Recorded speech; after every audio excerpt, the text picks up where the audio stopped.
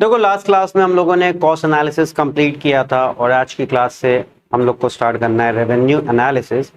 Cost and revenue analysis पूरा एक chapter है जिसमें एक पार्ट कॉस्ट था और एक पार्ट रेवेन्यू था। ठीक है, तो आज का टॉपिक है रेवेन्यू एनालिसिस। छोटा सा टॉपिक है भाई, ये याद रखना, बहुत छोटा सा टॉपिक है, ज्यादा इसमें कुछ है नहीं पढ़ने के लिए, बहुत बेसिक है। ग्राफ राफ भी इजी है इसमें हम लोग लॉन्ग रन शॉर्ट रन ऐसा कुछ नहीं होता है। ठीक है, रेवेन्यू एनालिसिस की जब हम लोग बात करते हैं तो सबसे पहले इसमें टर्म जो आता है वो होता है रेवेन्यू। रेवेन्यू है क्या? आप कोई चीज बेच रहे हो, उससे जो पैसा आ रहा है तो आप बोल सकते हो money received from the sale of given output, कि जो भी आउटपुट आपको मिला है उस आउटपुट को बेच के जो भी पैसा आपके पास आ रहा है that is called revenue. Simple है। अब जब आप रेवेन्यू बोलते हो तो रेवेन्यू में सबसे पहले क्या हो जाएगा? Total revenue. मैं जैसे बाकियों में चल रहा था वैसे इसमें भी चलेगा। Total cost, average cost, marginal cost पढ़ के आए ना हम लोग, तो यहां पे भी टोटल रेवेन्यू, एवरेज रेवेन्यू और मार्जिनल रेवेन्यू। इजी क्या है कि इसमें लॉन्ग रन शॉर्ट रन जैसा कोई कॉन्सेप्ट नहीं है और फिक्स और वेरिएबल जैसा भी कोई कॉन्सेप्ट नहीं होता है। तो टोटल रेवेन्यू क्या होता है? Total money received from the sale of all the given output.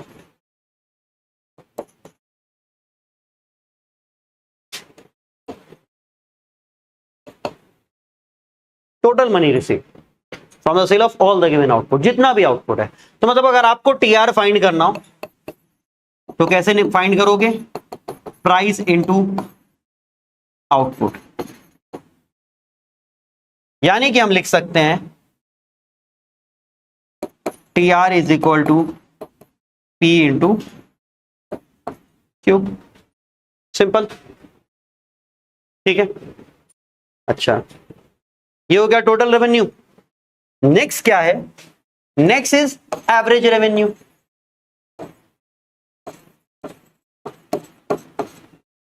Average revenue per unit हो जाता है, तो इसको क्या बोलेंगे हम लोग? Revenue per unit of output, which mean AR अगर फाइंड करना है तो कैसे फाइंड कर सकते हो? TR upon Q. ये अब एक साल क्वेश्चन में एग्जाम में आ गया था, show how AR is always equal to price, 3 marks का। तो देखो जरा, एआर होता है टीआर अपॉन क्यू, और अभी थोड़ी देर पहले बताया टीआर होता है पी इंटू क्यू। यानी कि यहां पे हम लोग लिख सकते हैं AR is equal to TR की जगह P into Q, P into Q upon Q. भाई टीआर क्या होता है? पी इंटू क्यू, तो टीआर की जगह लिख दिया पी इंटू क्यू, जहां पे क्यू और क्यू कट गया तो AR is equal to P हो गया। तो ये आप याद कर लो, हमेशा AR is always equal to price. AR is always equal to price, ये हमेशा का ये सिस्टम हो गया, इसमें कोई चेंज ही नहीं होना है। ये हो गया एवरेज रेवेन्यू। अब आते हैं तीसरे पे, that is marginal revenue. Marginal मतलब additional. Additional revenue from the sale of every additional unit. Simple अगर बोलना हो, additional revenue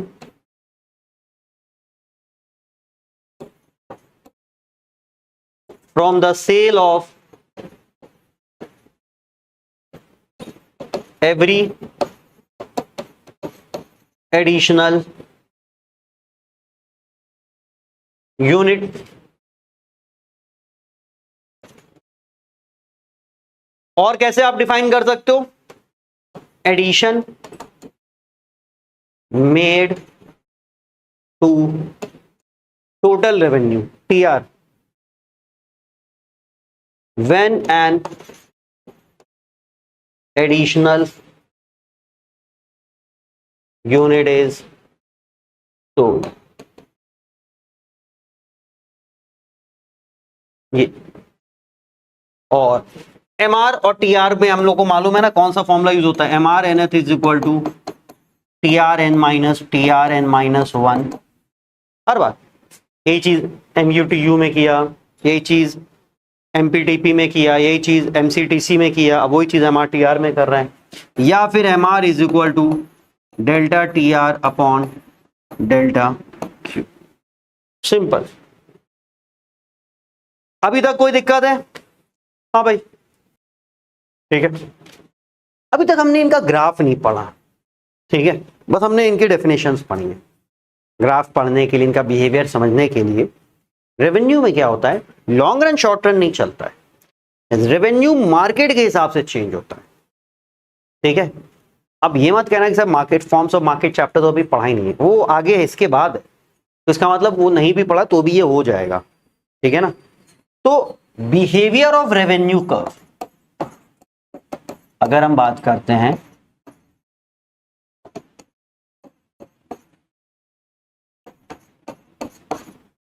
behaviour of revenue curve की, कि रेवेन्यू कर्व कैसे बिहेव करता है, मतलब उसके ग्राफ का शेप कैसे होगा, आउटपुट के साथ वो कैसे चेंज होगा, इंक्रीजिंग रेट, डिक्रीजिंग रेट, ये सारी चीजें अगर हमें समझनी है तो रेवेन्यू को आप डिफरेंट मार्केट के हिसाब से समझते हो। तो वैसे तो मार्केट के बहुत से टाइप होते हैं, perfect competition, monopolistic, monopoly, oligopoly, monopsony, 5 हमने बता ही दिए, ठीक है। हम लोग यहां पे 2 कैटेगराइजेशन में पढ़ेंगे, under perfect competition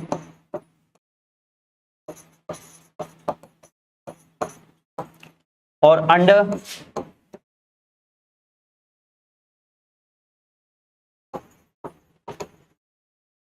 imperfect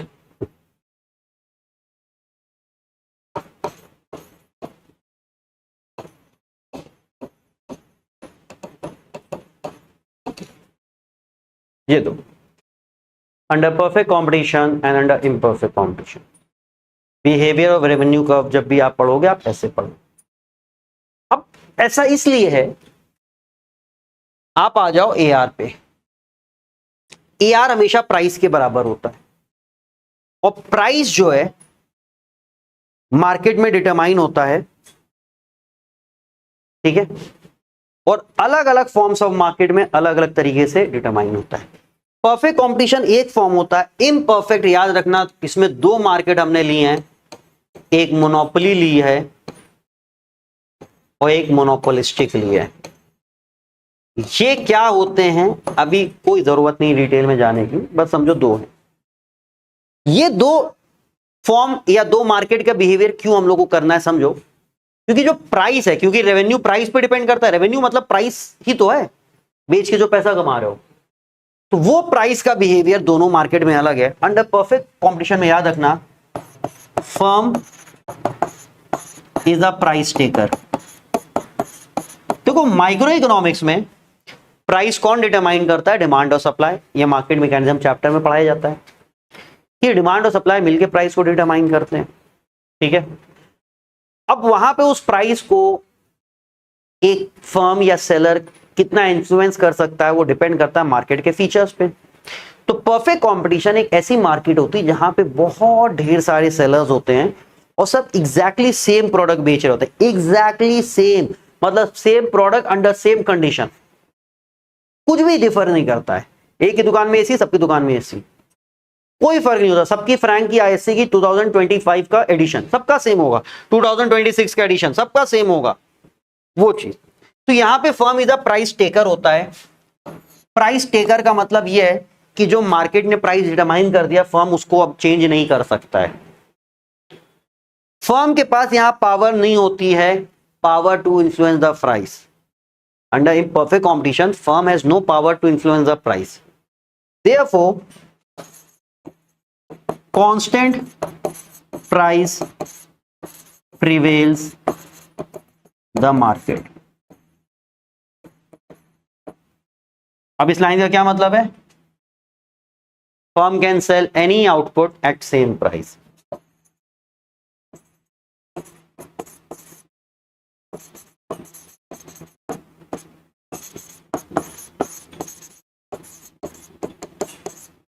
same price पे कोई भी आउटपुट बेच देगा। ये है तुम्हारा under perfect competition. Price same रहता है, प्राइस इज कांस्टेंट।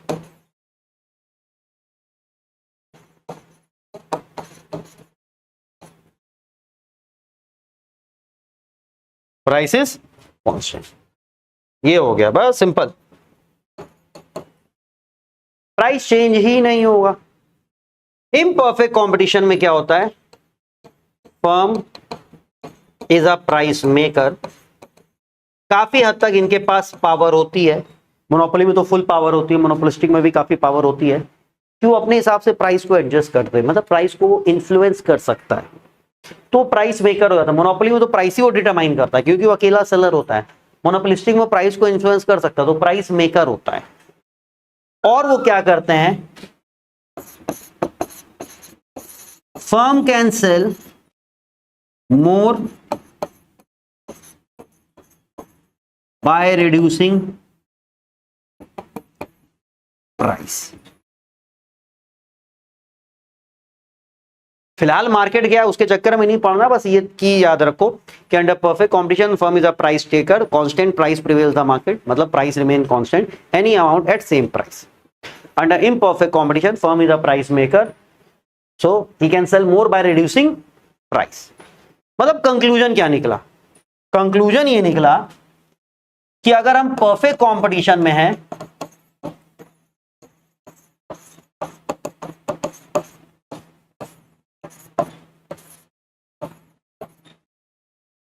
हम आउटपुट कुछ भी कर ले,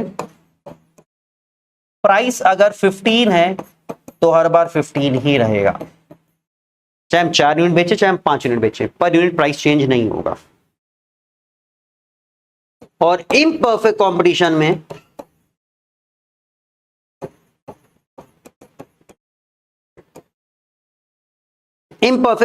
में क्या होगा, पहला अगर 15 है, ठीक है, ये होल नंबर ना लेके इवन नंबर लेते हैं, ज्यादा अच्छा रहता है। पहला हमने 16 ले लिया, तो दूसरा यूनिट अगर बेचना तो प्राइस को कम करना पड़ेगा, 14 कर दिया। तीसरा यूनिट बेचना तो प्राइस को और कम करना पड़ेगा, चौथा यूनिट बेचना तो प्राइस को और कम करना पड़ेगा, which mean you can sell more by reducing price. तो हम लोग जो बिहेवियर रेवेन्यू कर्व पढ़ेंगे, एक बार अंडर परफेक्ट कंपटीशन पढ़ेंगे, एक बार अंडर इम्परफेक्ट कंपटीशन पढ़ेंगे, बिहेवियर ऑफ रेवेन्यू कर्व। तो परफेक्ट कंपटीशन में रेवेन्यू कर्व यानी कि एवरेज, टोटल और रेवेन्यू कैसे चेंज होंगे, और इम्परफेक्ट में कैसे चेंज होंगे, ठीक है। तो पहले चलते हैं अंडर परफेक्ट कंपटीशन, और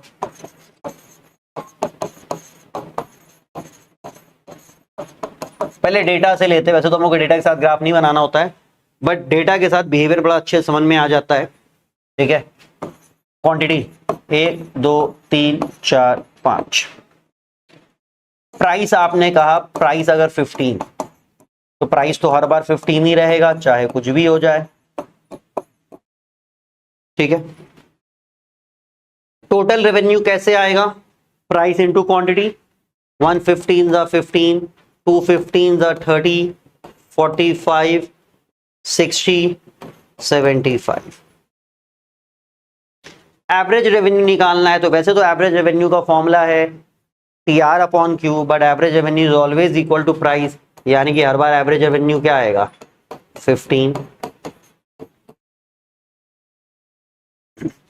मार्जिनल रेवेन्यू निकालना है, तो मार्जिनल रेवेन्यू क्या है, पहला TR और मार्जिनल रेवेन्यू सेम हो जाता है, पहला सेम हो जाता है, ठीक है। उसके बाद देखो, एक ऊपर वाला TR माइनस कर दो, 30 माइनस 15 15, 55 माइनस 30 15।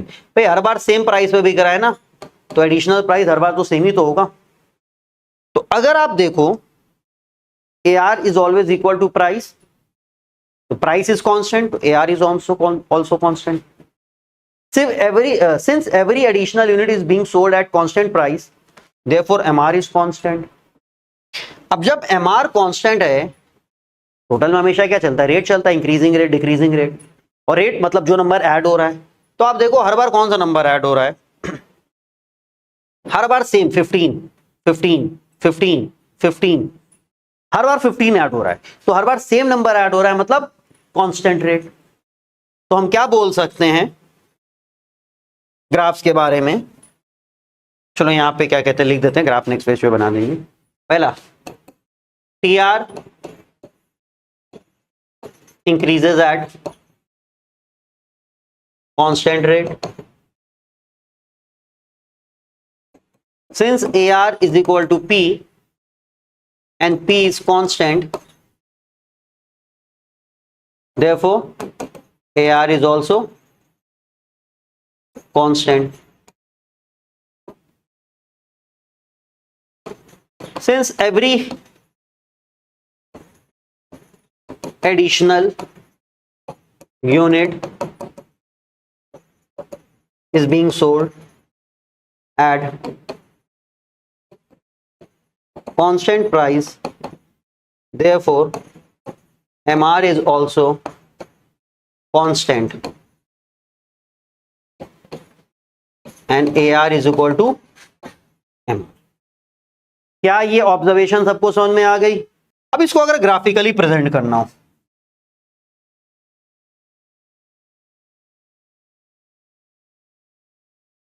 दो ग्राफ बना लेते हैं।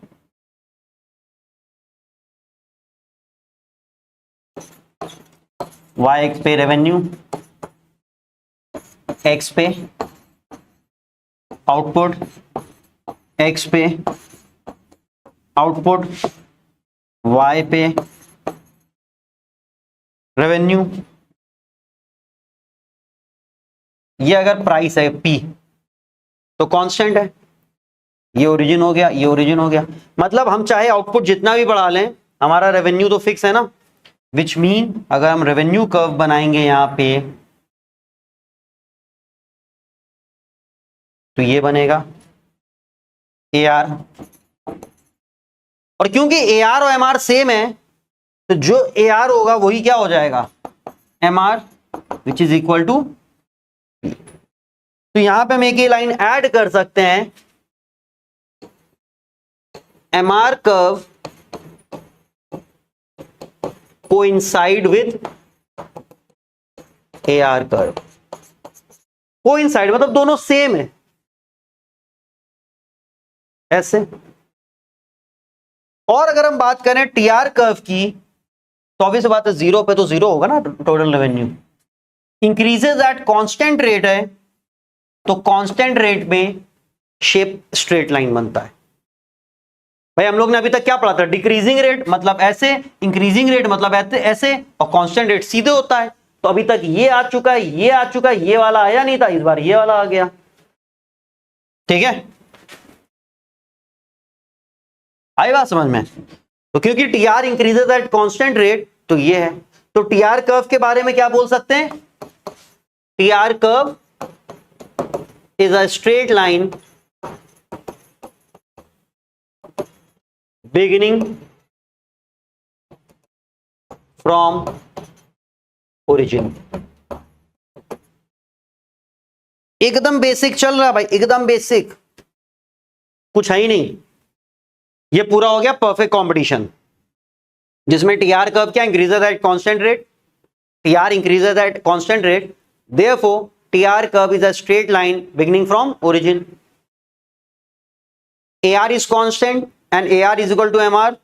So AR curve is a parallel line parallel to x axis and AR and MR curve coincide, तो दोनों कर्व सेम ही हो गया। अब आते हैं हम लोग इम्परफेक्ट पे, imperfect competition.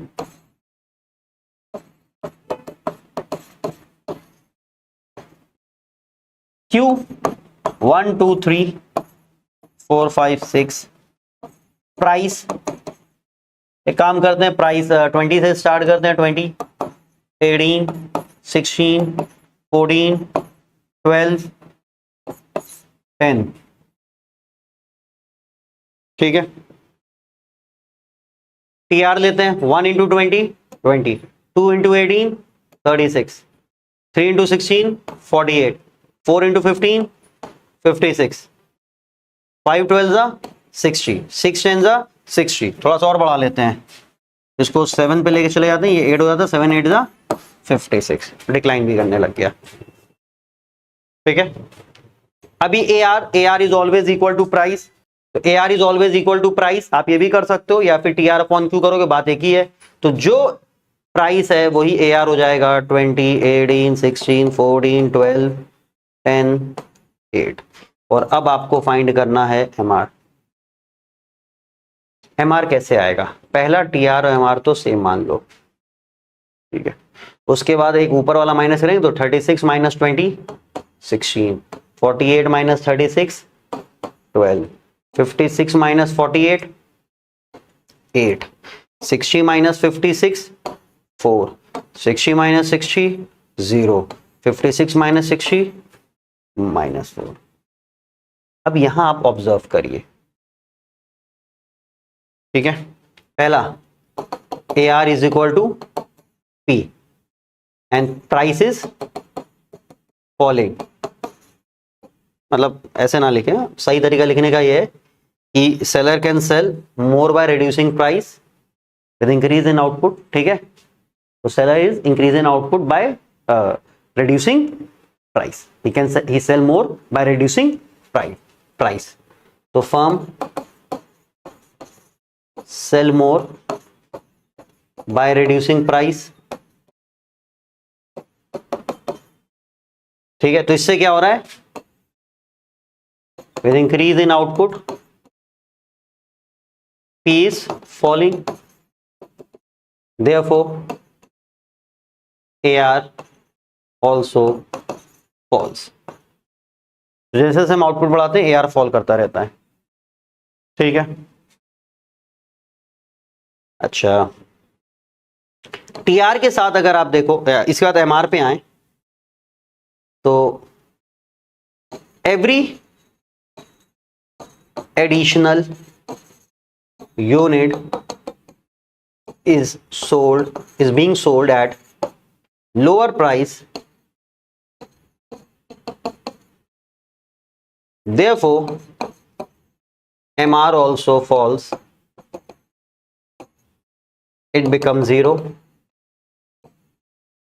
and can become negative, it can become 0 and negative। देखो फॉल करते थे 0 और नेगेटिव।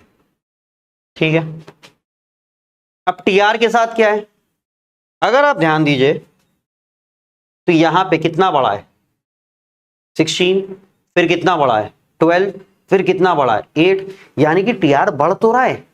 आप देखो यहां तक टीआर बढ़ रहा है, लेकिन हर बार छोटे नंबर से बढ़ रहा है। तो टीआर के साथ हमने क्या देखा, TR increases at decreasing rate, यहां से यहां तक बढ़ रहा है, reaches maximum and starts declining.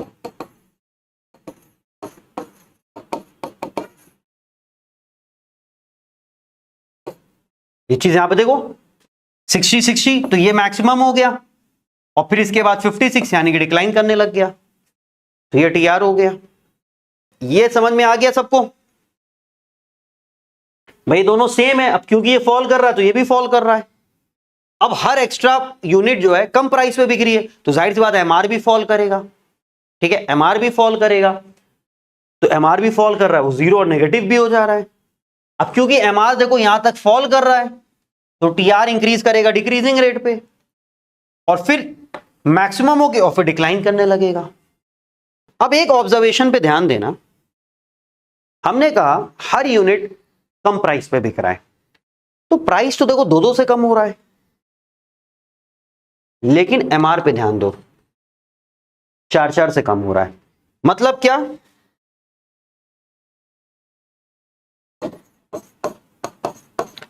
Decrease in MR is twice the decrease in AR. ये चीज एआर अगर 2 से कम हो रहा है ना, तो एमआर कितने से कम हो रहा है? 4 से। तो एआर अगर 3 से कम करोगे तो एआर 6 से कम, एमआर 6 से कम होगा। एमआर हमेशा उसका ट्वाइस कम होएगा। उसका रीजन भी समझा रहे हैं, फिलहाल ये समझ गए। तो हम इसको ऐसे भी बोल सकते हैं, डिक्रीज इन एआर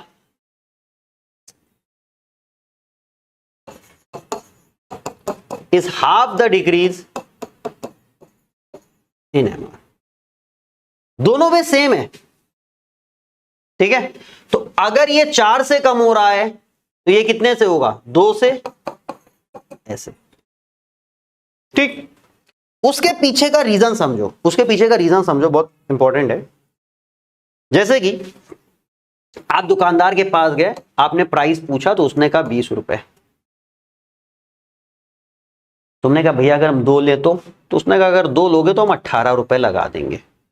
अब समझो जरा, ये प्राइस चल रहा है, मतलब एवरेज रेवेन्यू, टोटल रेवेन्यू। तो अगर दुकानदार ने कहा हम 2 लोगे तो 18 का लगा देंगे, तो ये तो पहला 20 का और दूसरा 18 का ऐसा बेचेगा? नहीं, वो दोनों 18 का बेचेगा, पहला भी 18 का और दूसरा भी 18 का। यही तो होता है। समझो जरा हम क्या बता रहे हैं। आपने दुकानदार से प्राइस पूछा, उसने कहा 1 यूनिट लोगे तो 20 रुपया। तुमने कहा भैया 2 लें, तो उसने कहा 18 रुपए। तो अगर आप 2 लोगे तो आप 36 पे करोगे ना टोटल रेवेन्यू, एक में 20 देते। तो एक चीज समझो क्या हुआ यहां पे, कि आपने जब 2 लिया तो पहले का भी 18 दिया और दूसरे का भी 18 दिया। ऐसा थोड़ी किया कि पहला 20 और दूसरा 18 में। तो बेसिकली जो मार्जिनल रेवेन्यू रियलाइज होता है, मार्जिनल रेवेन्यू कैसे आता है? मार्जिनल रेवेन्यू आता है price of additional unit less reduction in price of previous unit.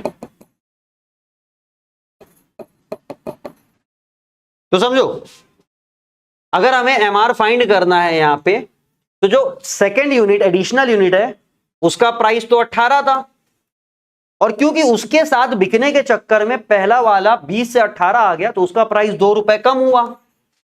तो इसीलिए इसका एमआर आया 16, जो कि ऐसे 36 माइनस 20 होता है।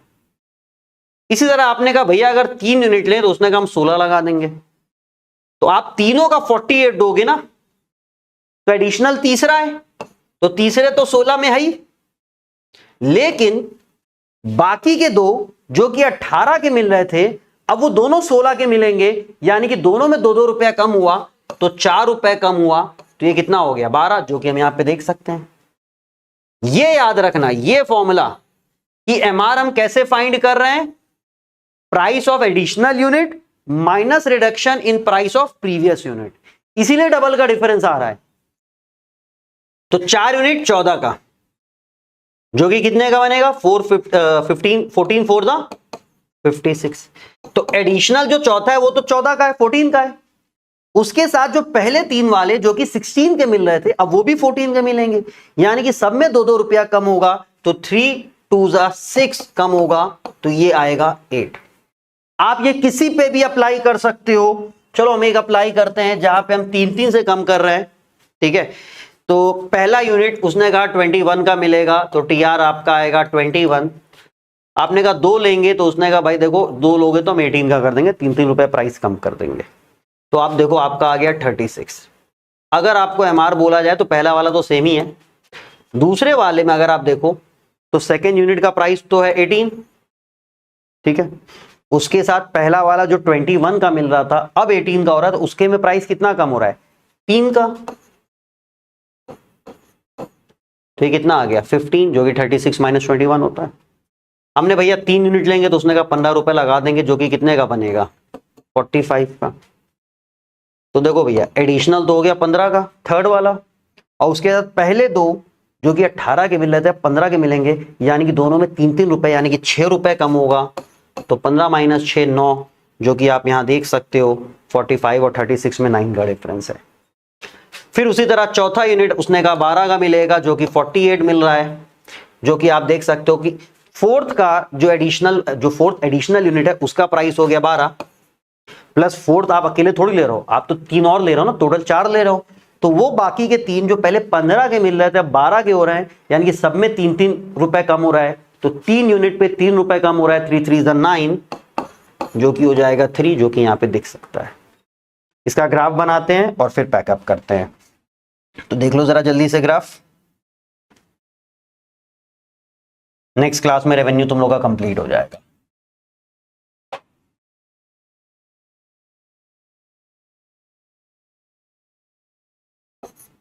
वाई एक्सिस ये ओरिजिन, वाई एक्सिस यहां पे रेवेन्यू शो कर रहे हैं, वाई एक्सिस पे रेवेन्यू शो कर रहे हैं, एक्स एक्सिस पे आउटपुट शो कर रहे हैं, ये भी एक्स एक्सिस है, आउटपुट शो कर रहे हैं, यहां ओरिजिन हो गया। क्या पढ़ा हम लोगों ने कि T R increases at decreasing rate, reaches maximum, starts declining। तो देखो यहां से TR increases at constant rate, reaches maximum, starts declining, ये TR। यहां पे एक हल्का सा फ्लैट दे दिया भाई, डिक्रीजिंग रेट ये हो गया, TR increases at decreasing rate, reaches maximum, starts declining। और यहां से एक अगर आप डॉटेड लाइन ऐसे ले लो और MR, देखो कायदे से MR हम लोग को वाई एक्सिस से नहीं बनाना चाहिए क्योंकि 0 पे MR होगा नहीं, ठीक है। बट ठीक है, इन लोग ने ऐसे बनाया है बुक में तो हम लोग उसी को फॉलो कर ले रहे हैं, बट टेक्निकली वो गलत है। तो MR बनाओगे, यहां से काम कर रहे हैं, एक लाइन ले रहे हैं और इसको कलर दे दे रहे हैं, ये हमारा MR हो गया। MR decreases 0 and then negative Q पे, ये हो गया। अब आपको बनाना है AR। एक चीज समझना, AR जो बनाओगे तो अगर आप डेटा में ध्यान दो, डेटा में चलो यही डेटा ले लेते हैं क्योंकि ये प्राइस है, प्राइस और AR शो सेम ही होता है। AR देखो हमेशा यहां तो बराबर है, उसके बाद हमेशा AR जो है MR से ज्यादा है, 18 15 15 9 12 3, यानी कि आप जो AR बनाओगे, AR कर्व वो ऐसे ले जाओगे, इसको थोड़ा और एक्सटेंड करना, ये AR होगा। और एक चीज का ध्यान रखना, मेरा ग्राफ में उतना वो चीज सही से नहीं आया है क्योंकि हमने थोड़ा सा छोटा बना दिया है। चलो हम इसको एक काम करते हैं, थोड़ा सा करेक्शन करने की कोशिश करते हैं। चलो ठीक है, मेहनत नहीं करनी कि जब आप ग्राफ बनाओगे, अगर हम इसको A ले लें, इसको B ले लें, इसको C ले लें, तो याद रखना AB is equal to half of AC। ये जो डिस्टेंस है इसका डबल रहेगा हमेशा, ये विजिबल होना चाहिए, इस तरीके से बनाना, ठीक है। तो ये ग्राफ में हमेशा याद रखना ये डिस्टेंस इसका डबल होना चाहिए। तो ये हो गया behaviour of revenue curve under imperfect competition. चलो पैकअप करते हैं, अगली क्लास याद रखना कब होगी,